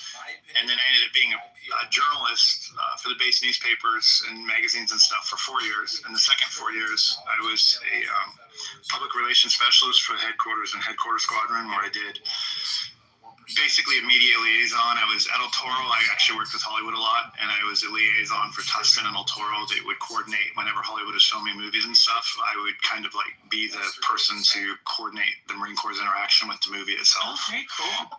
Which is kind of how I got into movie and television film later, and then I started shooting for that kind of stuff later in my career, because I had a pretty good understanding of the industry, and I just kind of like stepped into it and got a job right away on a TV show. And so that kind of moved me that direction after a while. But in between that, I worked for Home Depot Corporate, and I was visual merchant designing interiors of the stores, and I was art directing things. So I got like the client end of it experience, and then I went back and got laid off from Home Depot ultimately after 18 years. And I started serving them as a photographer. So I opened a studio and did their photography for them instead of like the agencies we were using before. And then I did weddings the whole time. Even when I was an executive at Home Depot, I was shooting weddings on weekends. So I have like three lives. I have like this whole military career. I have a whole Home Depot executive like business career at their headquarters. And then I have a whole photography career, and now I'm an electrician because I went to job school 2 years ago to learn how to be a low voltage electrician because I needed something Monday through Friday. So I've had like 4 careers in 50 years, basically. Cool. Do you know somebody in the Marine Corps? Cool, Mike, but whatever. So I work for the Navy, but because of the way that it's set up, the Marines are under the Navy. So I support. We're above the Navy. We're above the Navy. They just use us for things. They're just their taxi. That's all. My husband's in the Navy. My dad was in the Navy. I work for the Navy. My mom worked for the Navy. Yeah, but I support marine projects currently. Oh, cool. Yeah. Do you work at Miramar? No, so we used to live in San Diego. I worked out on Point Loma. And then my husband was stationed in Coronado on one of the carriers when we lived out there, but we live on the East Coast now. Okay. I was just talking earlier about how as a journalist at El Toro, I did a story one time on the SEAL training. Yeah, And I went down to Coronado and spent a week with them, like documenting what they were doing, and that was pretty fun. Yeah, I liked living in San Diego, like being very like fleet facing. Like where I am now, we don't have a lot of. We have like obviously like military bases here, but it's not very like fleet facing. But we are going to move to Norfolk, so we'll be getting a lot of that. San Diego is amazing, isn't it? Oh God, I miss it so much. Like so much. I was just like I know what it was. It was a damn car commercial yesterday, and they're all like on those like highways right along the beach. Like, Yeah, Laguna Beach. Man, I'm just like, damn, I miss living out there. It's just, I don't know, it's just so different. It's wonderful. Did you spend any time in Orange County when you were there, or just San Diego? Did you go a little bit? Like Laguna Beach and Newport Beach and Yep. Yeah, I miss those are the places I have in my head. Yeah, it's like San Clemente, like I really liked the beach towns and stuff. Like even like Encinitas and Carlsbad and that area was really nice. Yeah. What a time. I'm so glad that I got to live there because my dad grew up in the Hollywood area, and my grandpa is actually buried out at the I forget what the cemetery where all the stars go, whatever that was. Rosecrans Cemetery. Yeah, so my grandpa is buried out there in San Diego. So it was really cool to like go and live in Southern California because it felt like my dad just has like really deep roots in that area. So it was really, because my mom is from where we live now, so like her family has really deep roots here, and then my dad has really deep roots in Southern California. So it was really cool to go and live there for a few years. One of my vivid memories of first experience with the Navy and the Marine Corps was in boot camp. They sent me to Balboa, which is a big hospital, I think, down there in San Diego. Yeah. And for my wisdom teeth to be pulled, all four of them. As soon as I got to boot camp, they identified the need. And they sent me down to Balboa, and I had a Navy corpsman come in and do the job. And I'm so sorry for the interruption. Did you say to get your wisdom teeth taken out? Yeah, all four of them in boot camp. That's so super cool that they identified it and were like, nope. That happened to my husband too. He had to get his taken out. Really? They do that. If you don't have to go to boot camp and you need it, they'll do it. And because they don't want you out in the field to have obstructions and stuff. Right. So, it could be a big But when they do it, they have no fucking sympathy for you because it's a Navy guy and you're in boot camp, Marine Corps boot camp. So he thinks you're like a piece of shit kind of. Well, he treats you like a piece of shit like the drill inspectors do because he doesn't really he just wants to make an experience for you as well. So they did local anesthesia, but not general. And he's and I'm like bitching. I'm like, he injected my gum or whatever. I'm like, I heard some. He's like, suck it up, fucking. You want to be a Marine? Suck it up, bitch. Are you serious? And like, oh yeah, and he's cracking my teeth out of my skull. Like I remember vividly. It was like, oh shit. Well, if it makes that easier, my husband went to boot camp in like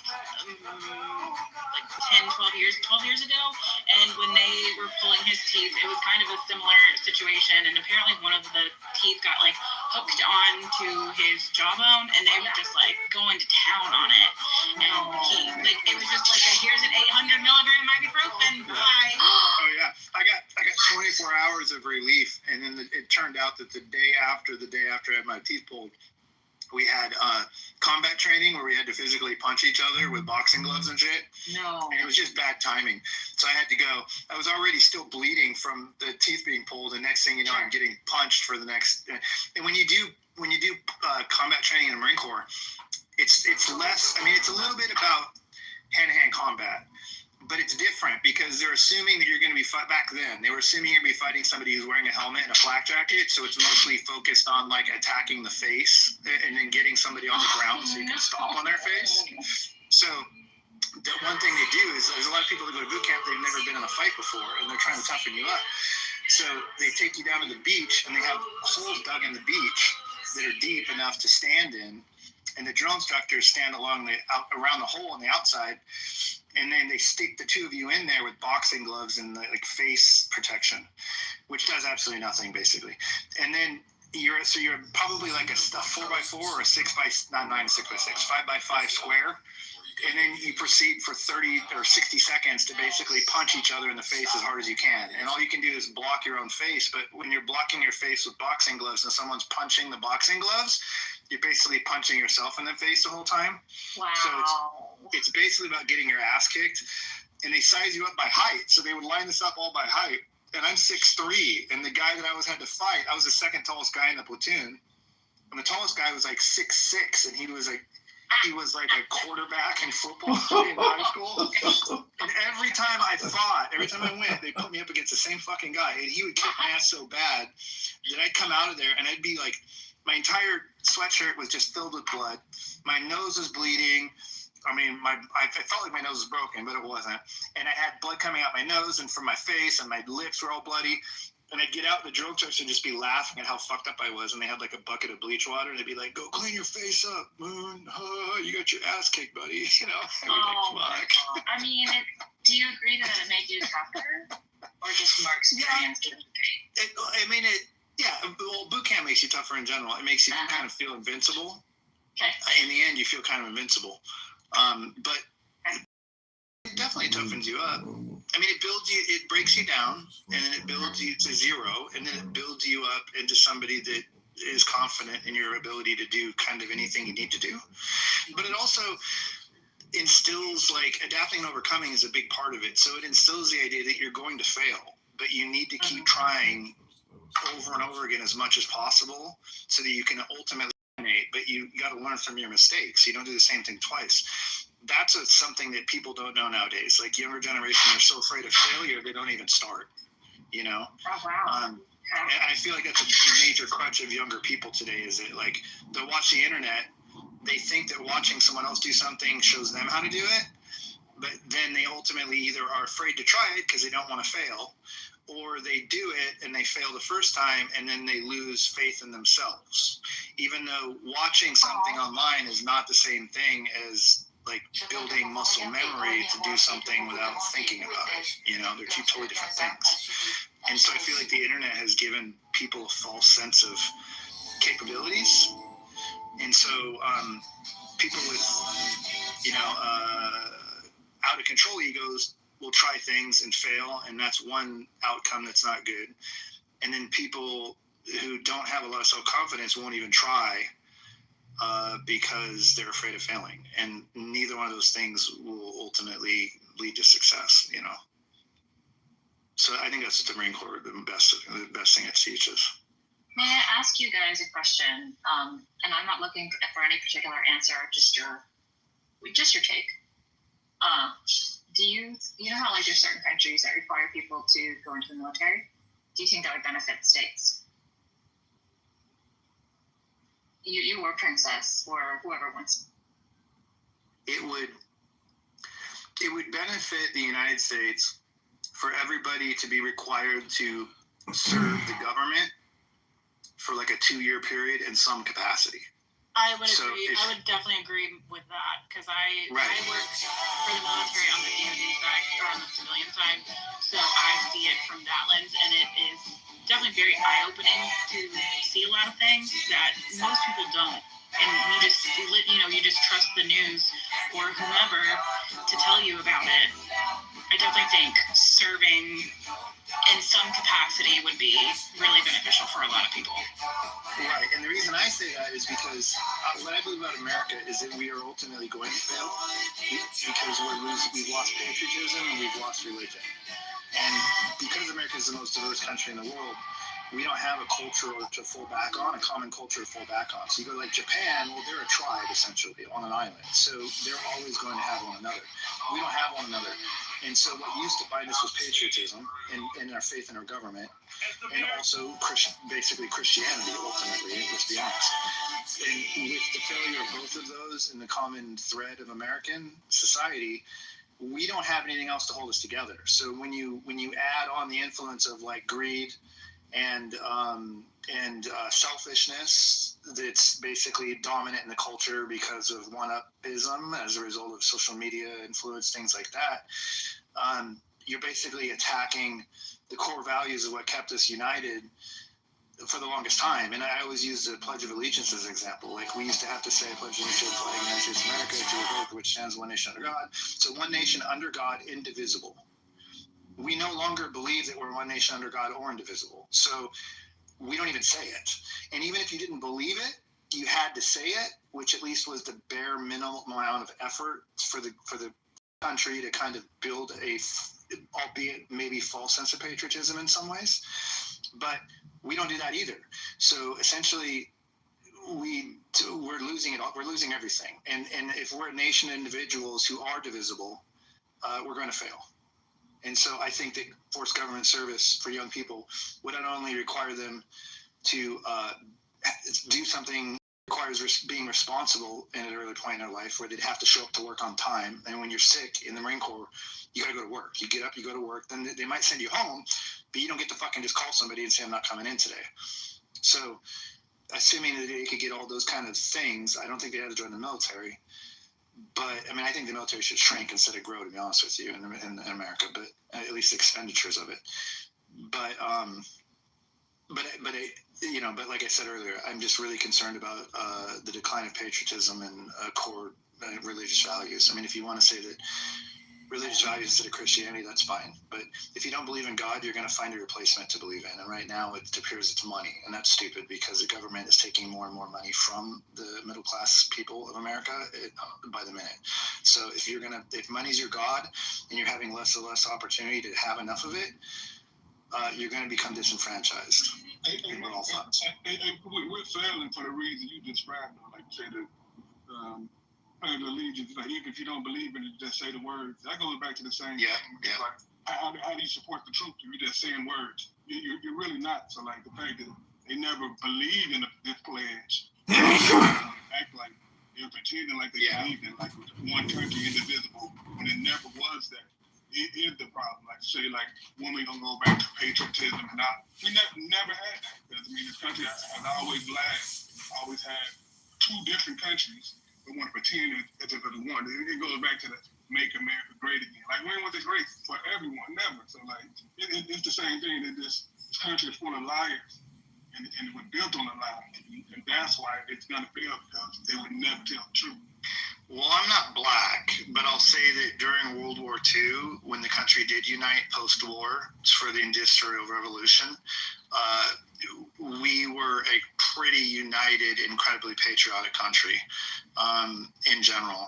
And if a black person wants to say that's not true because the experience is different, I'm not going to say that you're wrong. I'm not going to say that your experience is wrong. After World War II, the blacks was treated. The black soldiers was treated worse than the prisoners of war. The black soldiers came home and wasn't able to get the GI Bill like the white soldiers were. Like to say that we were united after World War II is crazy because them same black soldiers that fought valiantly was treated like shit when they got home. Whether or not they were treated like shit, they were proud to be Americans when they returned home as well.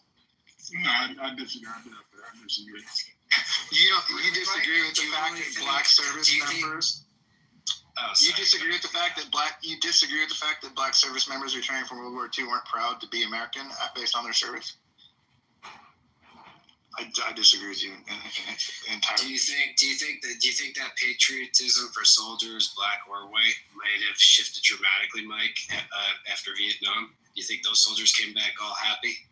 Yeah, I think there was a shift after Vietnam, and I think that 20 years of Afghanistan didn't help either. What do you attribute the shift to with Vietnam? The threat of the draft and the people that were afraid to serve in the first place. So, or perhaps that it was also a lie. Like I'm sure you're familiar with Daniel Eisenberg and the Pentagon Papers. They didn't know it was a lie when they were protesting. They thought it was, but they didn't. No. I'm talking about soldiers back after they fought. After the and. Well, even when they came back, that's like an armchair quarterback way to look at it, I think, which I don't totally agree with that concept. It's kind of like saying that George W. Bush lied. What do you attribute it to then? If it's not what I attribute Vietnam to? World War II, where they're like, I agree. I think soldiers were far more patriotic after World War II because that was anything extremely important and cause to end Hitler. But Vietnam, very, very, very different. We had no business there, right? Would you agree with that?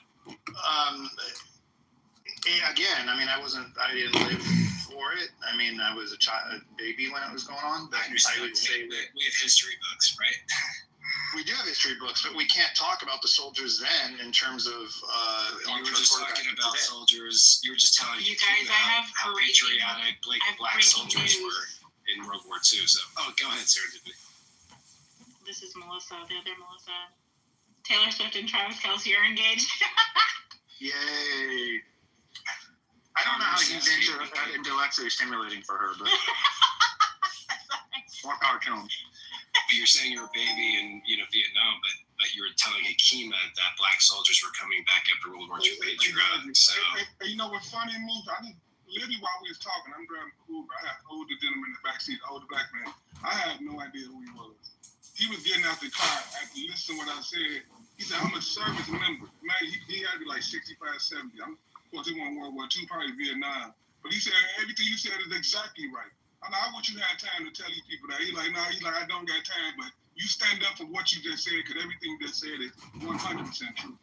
Literally, a Marine just got out of my backseat, so well, when that Marine was serving actively, when he was in service, I guarantee that he didn't look at his fellow Marines like that.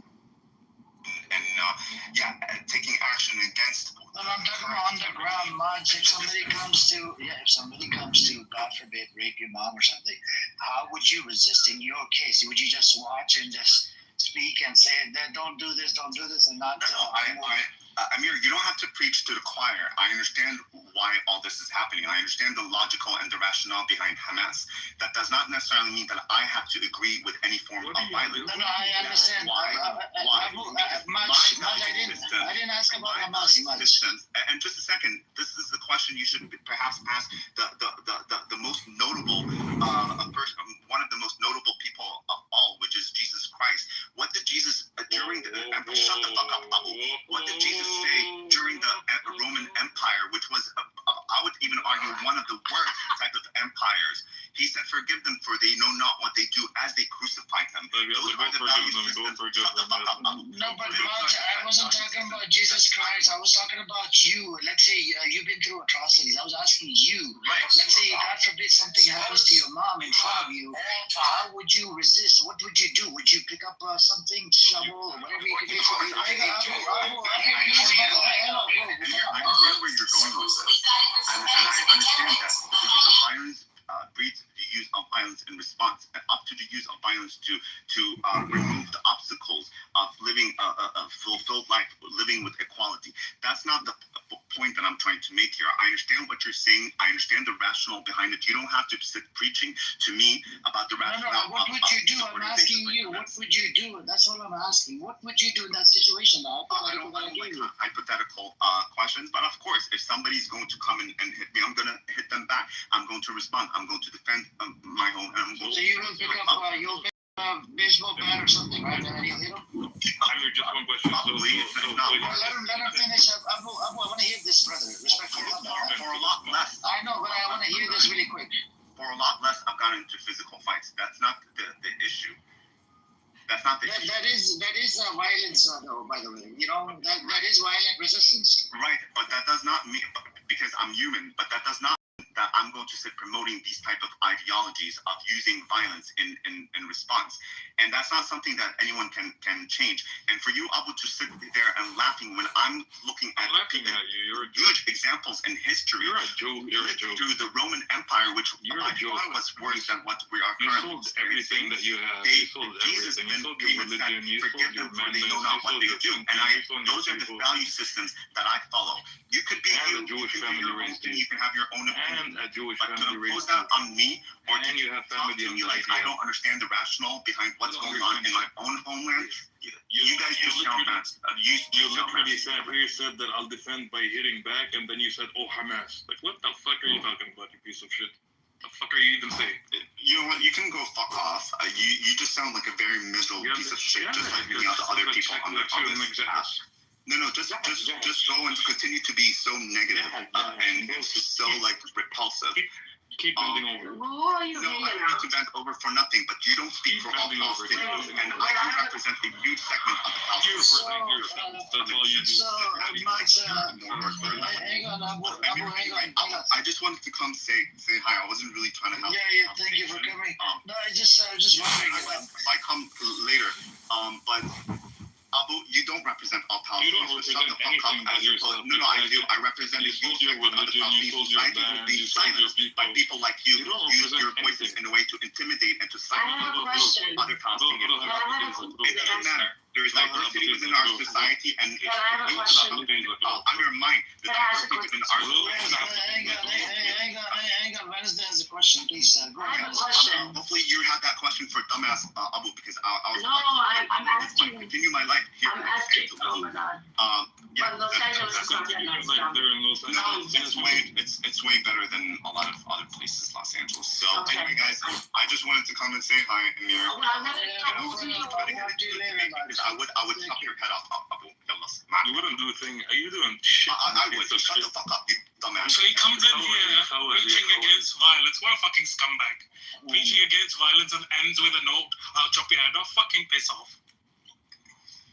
So, He's like, Yeah, I'll hit them He's back. clearly on his monthly.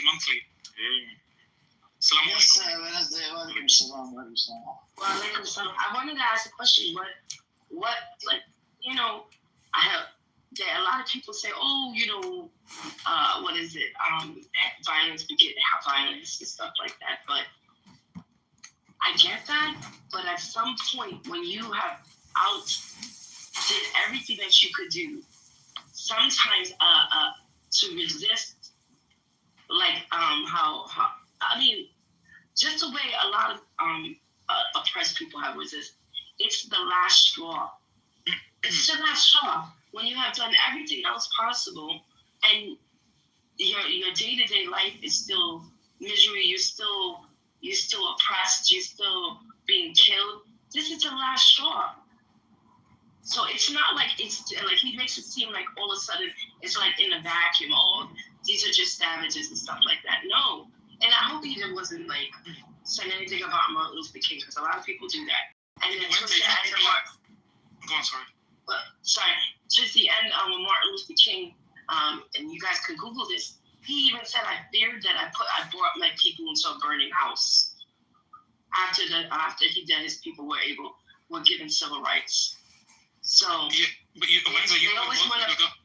regards to what you're saying, these kinds of people want to give up everything, want to give up their weapons. Essentially, what the PA has become, they've given up all their weapons and now they're sitting on their laurels. Bro, he gave up because his they ass. can't Bro, defend. he gave up his ass. Not only We know he gave up everything. He gave the inside of his ass as well. But that's another story. oh yeah. With regards to, but these people, essentially, I do not understand where one side is armed to the teeth and they're expecting the people who are being oppressed to give up the weapons. AK came to the mic with all that pompousness just to go, I'll rest my case.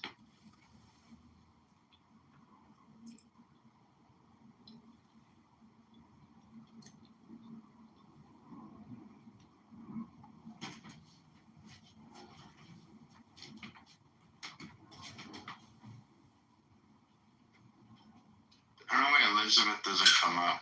She's got so much to say in the chat. Like, just come up. Be nice to hear.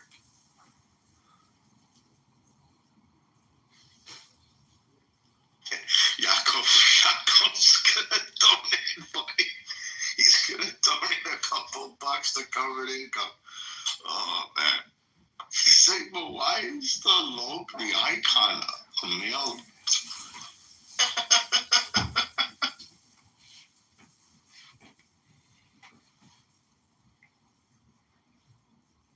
He said, is this a serious endeavor? I got killed about this. I'm not laughing anymore because they just came after me. Oh, bro. Buttercup tried to character assassinate Grace this morning over this. But didn't care what the message was. I played that video. Didn't give a fuck that students are getting beat up, getting held hostage, getting fucking kidnapped in their own universities. Didn't care about any of that. You had to get crazy this morning. Yeah. It was called Let's Get the Canter. Yeah, Grace endorsing semen is what she pointed out. I'm like, no, it's income. You can tell, if you take Freudian analysis, you can tell exactly what these people have entrenched in their subconscious. Unbelievable, man.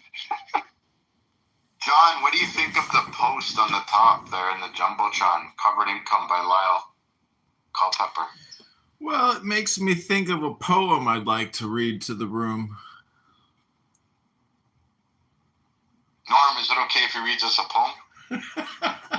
Yes, I'll have to give that the thumbs up. Thank you for the consultation, Counselor. Perfect. Go ahead, John. An intellectual is all the time showing off. Lovers dissolve and become bewildered. Intellectuals try not to drown, while the whole purpose of love is drowning. Intellectuals invent ways to rest and then lie down in those beds. Lovers feel ashamed of comforting ideas. You've seen a glob of oil on water? That's how a lover sits with intellectuals, there but alone in a circle of himself. Some intellectual tries to give sound advice to a lover. All he hears back is, I love you. I love you. Love is musk. Don't deny. Smell the scent. Love is a tree. Lovers, the shade of the long branches. To the intellectual mind, a child must learn to grow up and be adult. In the station of love, you see old men getting younger and younger. Shams chose to live in the roots for you, so now he soars in the air as you're sublimely articulating love.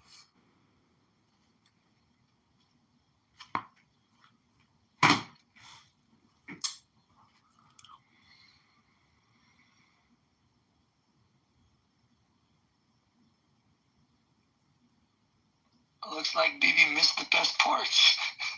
I think so. Maybe that would be a good conversation. I mean, I just get the feeling that Amir doesn't really live with all that much love in his heart or in his surroundings. It must be very difficult to be such a cranky old bugger. Yeah, love is powerful. Especially when it comes from unexpected places, towards unexpected places.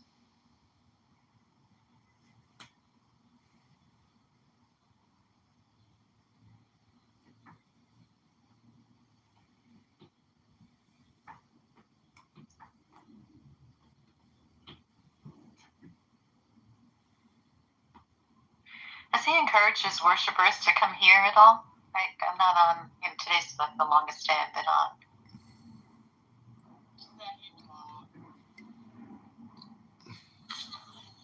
Okay, fine. I just felt like then he'll feel less likely to block me if, okay. No, this is the thing with you, Danny. You're just a bitch, okay? Because in the other room... Danny, you're a bitch? I didn't know that. He texted me, someone blocked me from the room, and then you're asking why people block you, Danny. Yeah, you can't block, you gotta...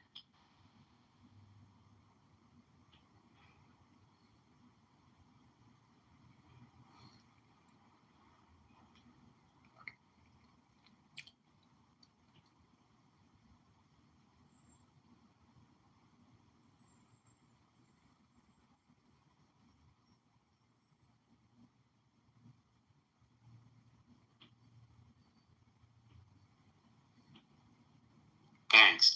And it's like, okay, that system doesn't for a while. You know, it says, and that's what killed me, man. It says at the bottom, Lyle. The group is relatively homogeneous. The blacks as a group, because of the experience, it's relatively homogeneous. It's just getting my stop reading. Finally figured out.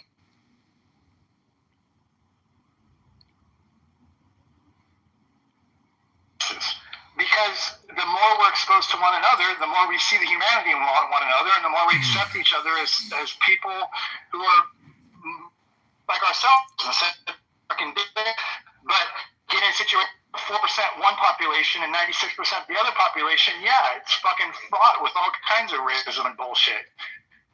Except of the old because there was a lot of black people, but there was still more white people than so there. And so racism is a lack of exposure. On Clubhouse, you get people from, I mean, who the fuck knows these people are sitting when they're talking, man? A lot of them probably live in neighborhoods where there is no black people in high school or whatever. And then they're in here talking about racist issues, and frankly, they are not experts because they have no with it at all. And by the way, for me to be a white guy in Atlanta and have no opinion on black people because I'm not black is bullshit. I know more about black people than most white people do. I mean, as a wedding photographer, I've shot 1,000 weddings. 200 of those at least have been black families. I was the only white guy among hundreds of black people for 10 hours in a whole fucking day, seeing their most like intimate moments. Like, yeah, I have some experience. What do you mean by having an opinion of black people, right? Oh, a lot of black people will tell you that white people don't have an opinion about their issues at all because we're not black. And it's bullshit. I live in Atlanta. We're an interracial city. That's what I mean. Can you give me an example of one of those set opinions? Well, I don't. Okay. So, as someone who shot weddings with black families, I noticed that black people are almost always late compared to white people. Okay? That's my experience with weddings.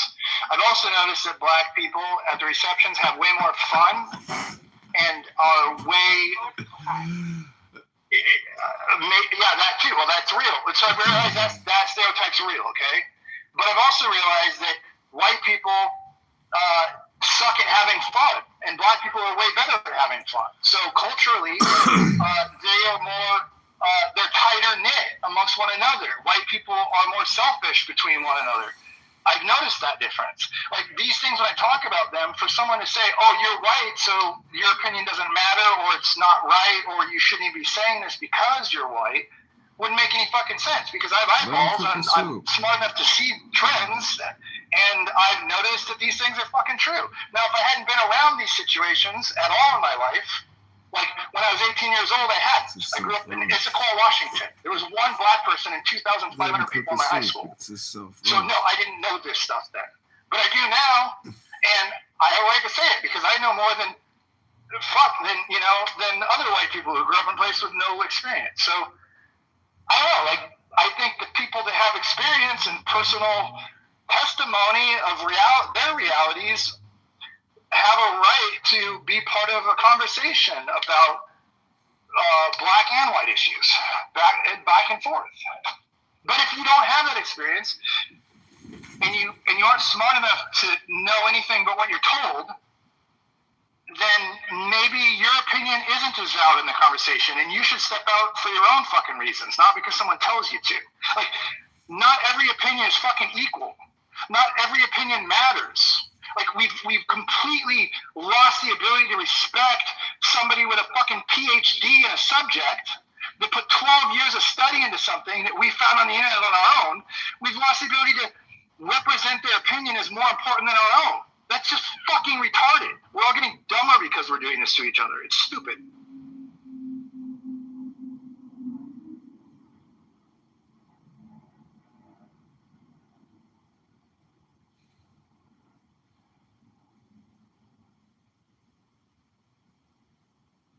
It's like arguing with an astronaut about flat Earth, or arguing with a pilot about flat Earth. You're fucking stupid, okay? Arguing with a doctor about vaccines, well, you're not as stupid as the former, but it's not a very bright thing to do, considering they put thousands of hours into their craft, and you, I don't know, hang light bulbs for a living, and you both have access to the internet. Like, what the fuck? You should appeal to authority. No, it's not. No, let me make that straight, Akima. Go look at the definition of appeal to authority. Appeal to authority only applies when the person actually isn't relevant as a subject matter expert. Believing a subject matter expert is not appeal to authority. You can look at the definition. I'll read it to you if you want to, but go look at it yourself. Read it through the lens of whether or not you're dealing with a subject matter expert.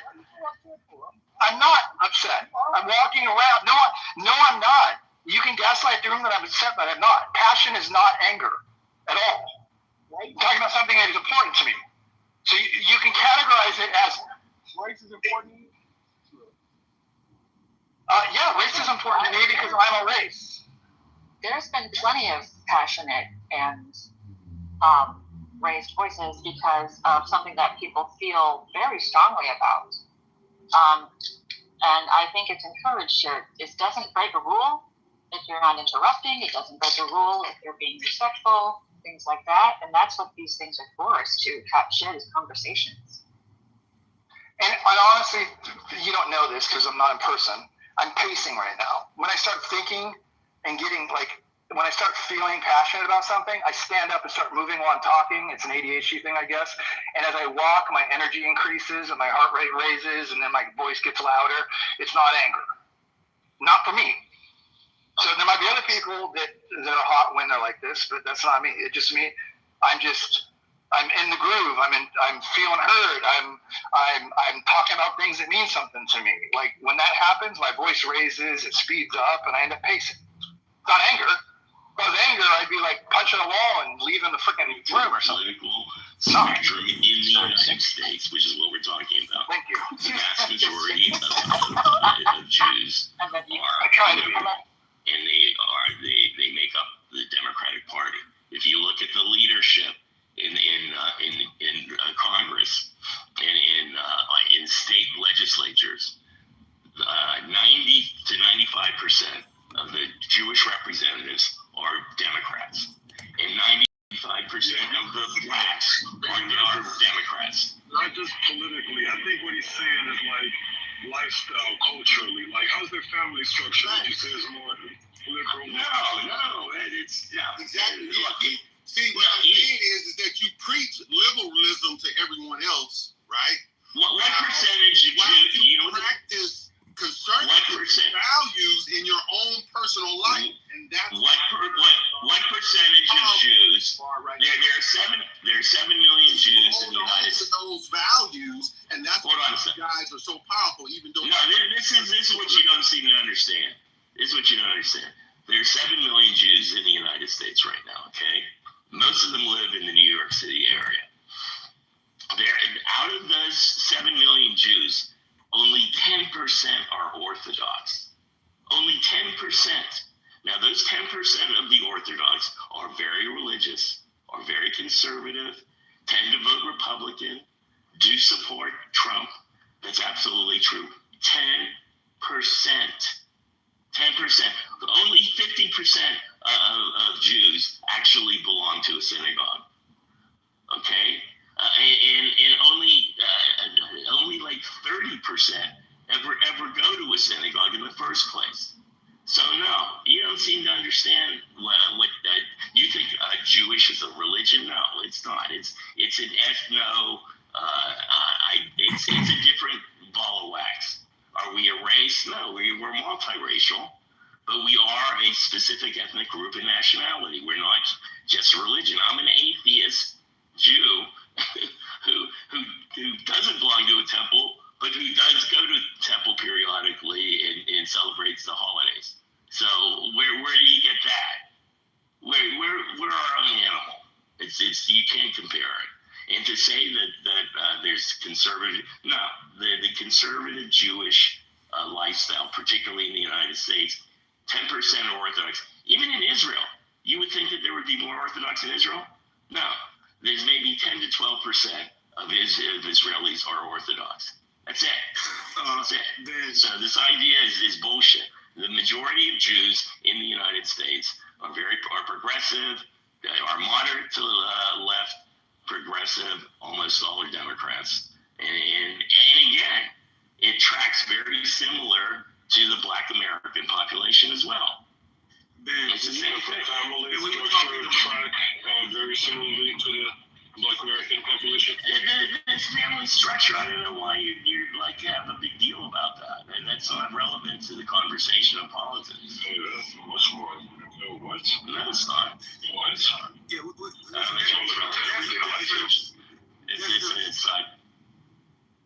there's a difference between political conservatism and social conservatism, right?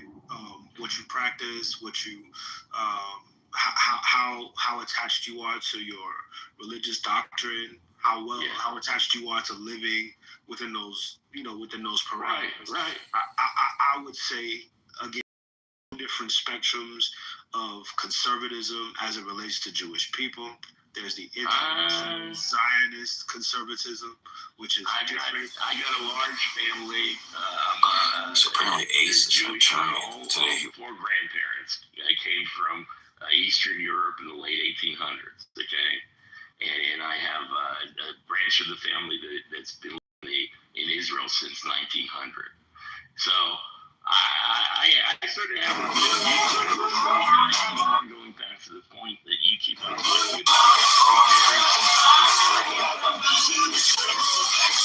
the whole population. It's 10%.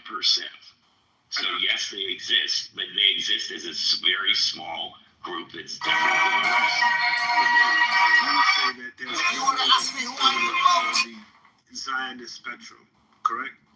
Oh, absolutely. I consider myself, I am a pro-Palestinian Zionist. That's what I am. Awesome. Okay? So, all right, because people don't understand the word Zionism. I grew up with the word Zionism. The only thing that Zionism means is that you support the idea that the Jewish people should have a homeland, and not describing what that homeland is, should have some homeland in the area in the Middle East around Jerusalem. That's all it means. That's it. Based on what? That's all it means. That's all it means. How old is the idea that Israel should be in that?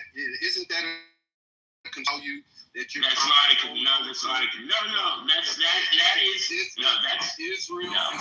It's the idea. It's the idea of national identity is what it is. Okay. All right. People in Armenia, there are like many more Armenians that live outside of actual Armenia. Okay. But if Armenia didn't exist and you have like 50 million Armenians that live outside, don't you think they deserve to have a land that represents them where they are a majority population? I think the same thing's for the Kurds. The Kurds there are millions, tens of millions of Kurds that have their own language, they have their own identity, they have their own history. They should have their own country where they're the majority in northern Iraq and in southern Turkey. They absolutely should have their own.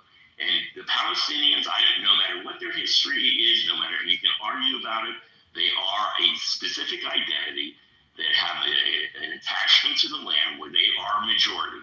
They are a majority in Gaza, in the West Bank. They should be given the right, just like the Jews were given the right to the Israeli borders within the 1967 borders. The Palestinians, who've always lived there, should have their own land, and that's their land that they run themselves. Period. What about Black Americans, Ben? Do you think that Black Americans should have their own nation state as well? Well, first of all, technically, that's what Liberia was about. Liberia was about Black Americans going back and starting their own state. So technically, you have that. But as a Black American, do you identify with that? First of all, I think the Black, it's too large a group. It's not like it's attached to a land. I live in Burkina Faso, okay? And the fact of the matter is, even Burkina Faso is completely artificial.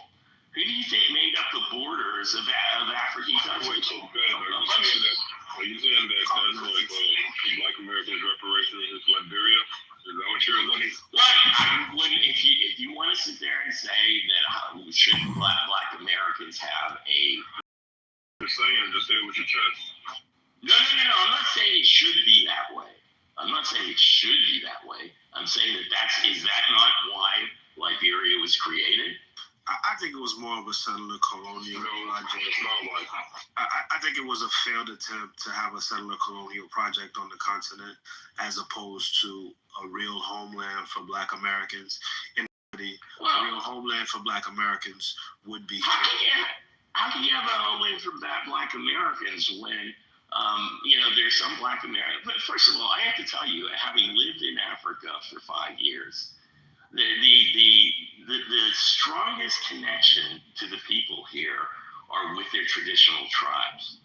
So I live in Burkina Faso, which is 60% of the Mossi nation, the Mossi people.